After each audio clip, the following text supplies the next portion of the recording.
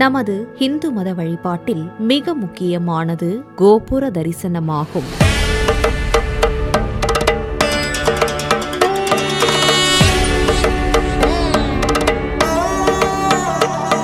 கோபுர தரிசனம் பாப விமோச்சனம் என்கிறது பழமொழி. கோயிலின் நுழைவு வாயிலில் அமைக்கப்பட்டிருக்கும் கட்டிட அமைப்பே கோபுரமாகும். கருவறையில் காட்சியளிக்கும் இறைவன் கோபுரத்திலும் வீற்றிருப்பதாக ஐதீகங்கள் சொல்கின்றன. மகத்துவமான கோயில் கோபுரங்களை காலையில் தரிசித்தால் உடல் நலம் பெறும், மதியம் தரிசித்தால் செல்வ வளம் கூடும், மாலையில் தரிசித்தால் பாவங்கள் நீங்கும், இரவில் தரிசித்தால் வீடு பேறு கிடைக்கும் என்பது முன்னோர்களின் வாக்கு. அளவிட முடியாத இத்தகைய நற்பலன்களை அளிக்கும் கோபுர தரிசனம் கோடி புண்ணியம் நிகழ்ச்சியில் காணவிருப்பது நமது தமிழ்நாட்டில் மயிலாடுதுறை மாவட்டம் திருக்கடையூரில் அமைந்துள்ளது ஸ்ரீ அமிர்தகடேஸ்வரர் திருத்தலம். இந்த ஆலயத்தில் இறைவன் ஸ்ரீ அமிர்தகடேஸ்வரர் என்ற திருப்பெயரில் அம்பாள் அபிராமி தேவியுடன் அருள் பாலிக்கின்றார். கோபுரத்து தரிசனம் காண கோடி புண்ணியம், கோவில் வாசல் சேரவே நம்மை கூட்டி போகும் குருவின் முகம். கோபுரத்து தரிசனம் காண கோடி புண்ணியம், கோவில் வாசல் சேரவே நம்மை கூட்டி போகும் குருவின் முகம். அஷ்ட வீரட்ட தலங்களில் ஒன்றான திருக்கடையூர் ஸ்ரீ அமிர்தகடேஸ்வரர் ஆலயம் திருஞான சம்பந்தர், அப்பர், சுந்தரர் ஆகிய மூவராலும் தேவார பாடல் பெற்ற திருத்தலமாகும். குங்கிலிய கலைய நாயனார், காரி நாயனார் ஆகிய இரு நாயன்மார்கள் வாழ்ந்த புண்ணிய பூமி திருக்கடையூர். விநாயக பெருமானின் அறுபடை வீடுகளில் 3ஆம் படை வீடு அமிர்தகடேஸ்வரர் ஆலயத்தில் உள்ளது.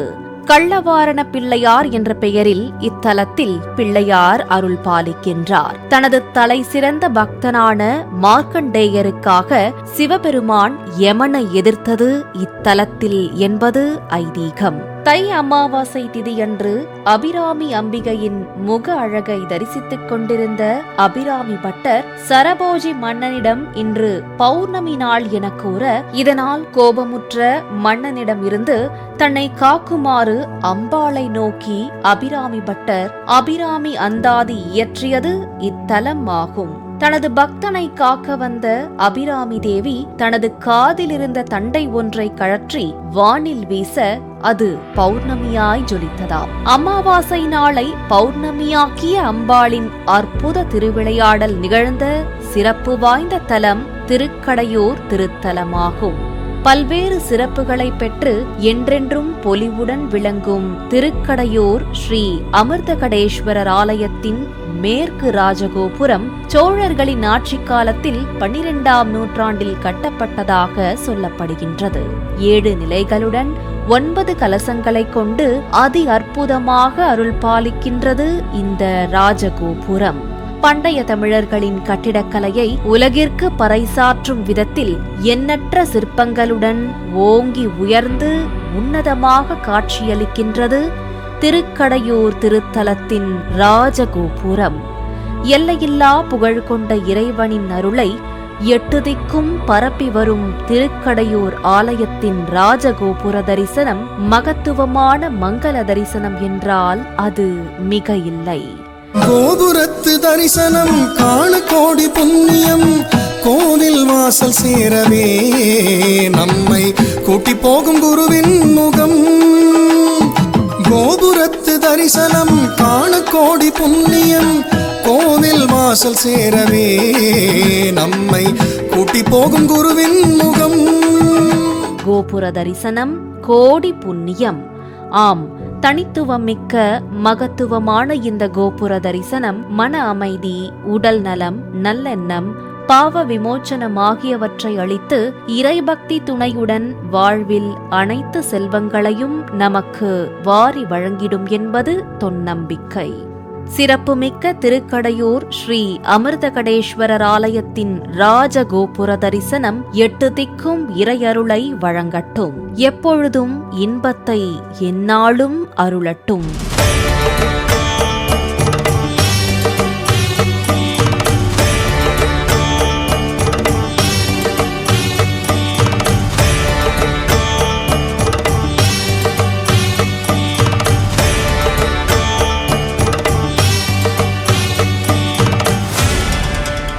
அளவிட முடியாத இத்தகைய நற்பலன்களை அளிக்கும் கோபுர தரிசனம் கோடி புண்ணியம் நிகழ்ச்சியில் காணவிருப்பது நமது தமிழகத்தில் தென்காசி மாவட்டம் சங்கரன் கோயிலில் அமைந்துள்ளது ஸ்ரீ சங்கர நாராயணர் திருத்தலம்.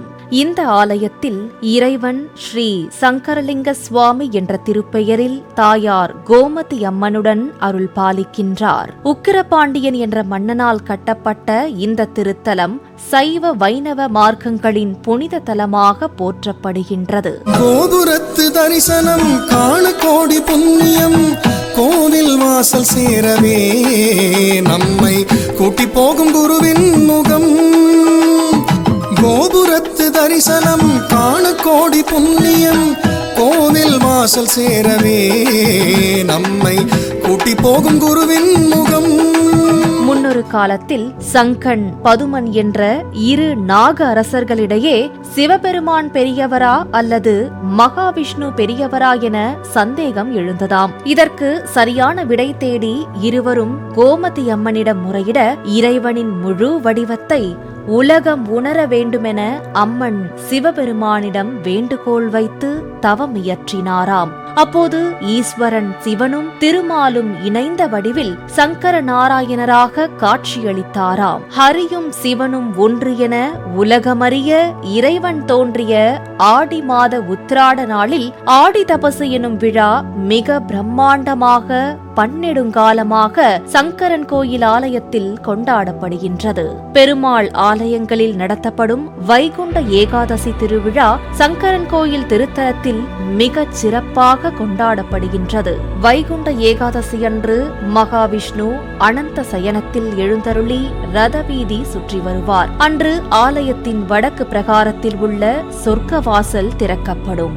ஐப்பசி மாதத்தில் கந்தசஷ்டி விழா இங்கு மிகச் சிறப்பாக கொண்டாடப்படுகின்றது. பெரும்பாலான முருகன் ஆலயங்களில் கந்தசஷ்டியின் போது சூரசம்ஹாரத்திற்கு ஒரு முகம் கொண்ட முருகன் செல்வார். ஆனால் சம்ஹாரத்தின் போது முருகன் விஸ்வரூபம் எடுத்ததன் அடிப்படையில் இங்கு 6 முகங்களுடன் சண்முகர் செல்கிறார். பாம்பாட்டி சித்தர் சங்கரன் கோவில் ஊரிலேயே வாழ்ந்து அம்மனின் புகழை உலகறியச் செய்தார். இவரின் சமாதியும் கோவிலுக்கு அருகிலேயே அமைந்துள்ளது குறிப்பிடத்தக்கதாகும். பற்பல சிறப்புகளை தன்னகத்தே கொண்டுள்ள சங்கரன் கோயில் ஆலயத்தின் ராஜகோபுரம் சீவல மாரபாண்டியர் காலத்தில் உக்கிரபாண்டிய மாமன்னனால் கட்டப்பட்டதாகும்.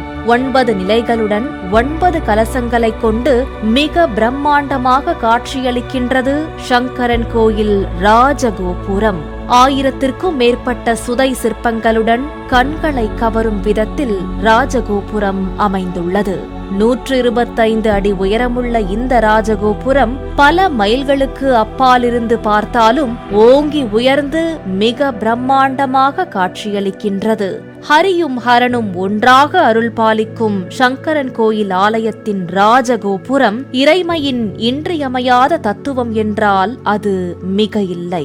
கோபுரத்து தரிசனம் காண கோடி புண்ணியம், கோவில் வாசல் சேரவே நம்மை கூட்டி போகும் குருவின் முகம். கோபுரத்து தரிசனம் காண கோடி புண்ணியம், கோவில் வாசல் சேரவே நம்மை கூட்டி போகும் குருவின் முகம். கோபுர தரிசனம் கோடி புண்ணியம். ஆம், தனித்துவம் மிக்க மகத்துவமான இந்த கோபுர தரிசனம் மன அமைதி, உடல் நலம், நல்லெண்ணம், பாவ விமோச்சனம் ஆகியவற்றை அளித்து இறைபக்தி துணையுடன் வாழ்வில் அனைத்து செல்வங்களையும் நமக்கு வாரி வழங்கிடும் என்பது தொன் நம்பிக்கை. சிறப்புமிக்க சங்கரன் கோயில் திருத்தலத்தின் ராஜகோபுர தரிசனம் உங்கள் இல்லங்களில் இன்பங்களை விளைவிக்கட்டும், வளமான வாழ்வில் மட்டற்ற மகிழ்ச்சியை பெருக்கட்டும்.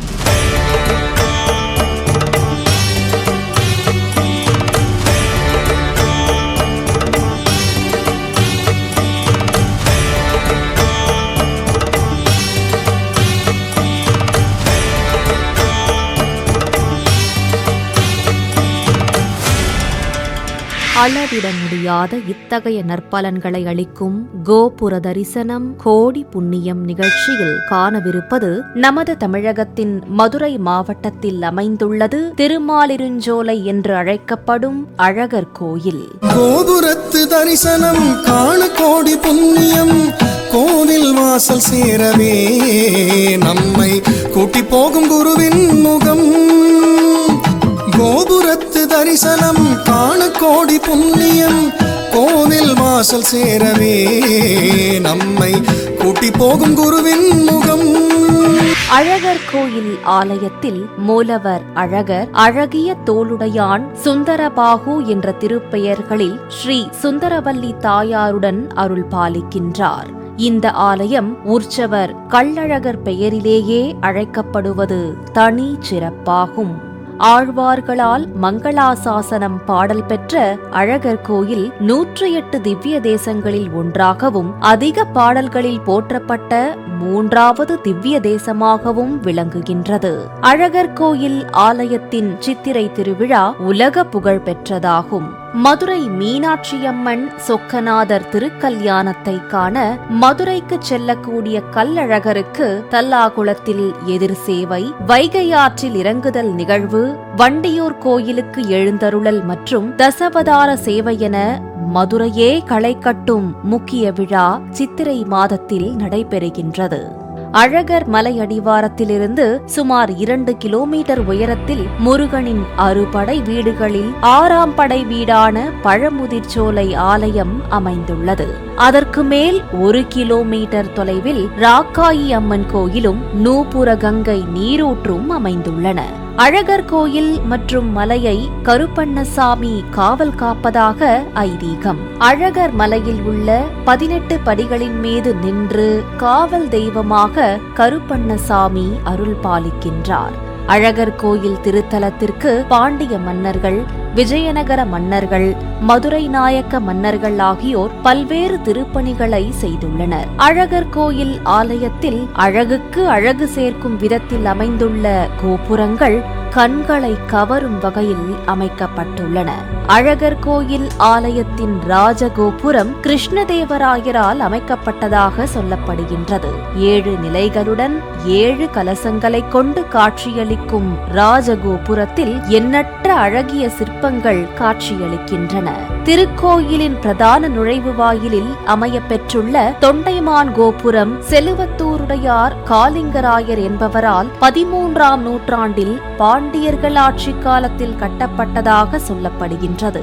5 நிலைகளுடன் 5 கலசங்களை கொண்டு அமைக்கப்பட்டுள்ள இந்த கோபுரம் தொன்மையான சிற்பங்களின் உச்சம் எனலாம். திருக்கோயிலின் வலதுபுறம் பரமபத வாசலில் அமைந்துள்ள பரமபத வாசல் கோபுரம் திருமலை நாயக்கரால் அமைக்கப்பட்டதாகும். பரமபத வாசல் கோபுரம் 5 நிலைகளுடன் 5 கலசங்களுடன் காட்சியளிக்கின்றது.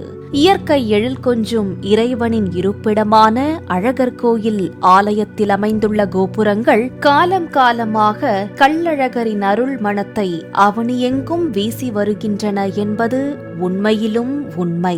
கோபுரத்து தரிசனம் காண கோடி புண்ணியம், கோவில் வாசல் சேரவே நம்மை கூட்டி போகும் குருவின் முகம். கோபுரத்து தரிசனம் காண கோடி புண்ணியம், கோவில் வாசல் சேரவே நம்மை கூட்டி போகும் குருவின் முகம். கோபுர தரிசனம் கோடி புண்ணியம். ஆம், தனித்துவம் மிக்க மகத்துவமான இந்த கோபுர தரிசனம் மன அமைதி, உடல் நலம், நல்லெண்ணம், பாவ விமோச்சனம் ஆகியவற்றை அளித்து இறைபக்தி துணையுடன் வாழ்வில் அனைத்து செல்வங்களையும் நமக்கு வாரி வழங்கிடும் என்பது தொன்னம்பிக்கை. சிறப்புமிக்க அழகர் கோயில் கள்ளழகர் ஆலயத்தில் அமைந்துள்ள கோபுரங்களின் தரிசனம் உங்கள் இல்லங்களில் இன்பங்களை விளைவிக்கட்டும், வளமான வாழ்வில் மட்டற்ற மகிழ்ச்சியை பெருக்கட்டும்.